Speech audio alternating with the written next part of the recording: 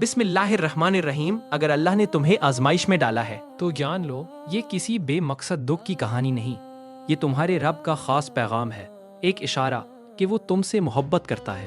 اللہ جب آزماتا ہے تو دراصل تمہیں اپنے قریب بلا لیتا ہے، اور جب آزمائش کا وقت ختم ہونے لگتا ہے تو وہ ضرور کوئی نشانی دکھا دیتا ہے۔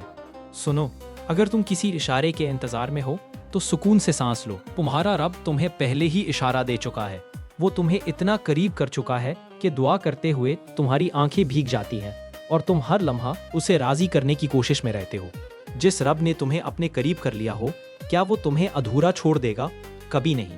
جلد ہی وہ تمہیں اتنا عطا کرے گا کہ تم خود کہو گے یا اللہ میں راضی ہوں۔ بس ذرا سا صبر کرو، تمہاری دعا، تمہارا انتظار کبھی ضائع نہیں جائے گا۔ تمہارا معاملہ اللہ کے حوالے ہے اور وہ بہت جلد تمہاری کہانی مکمل کرے گا۔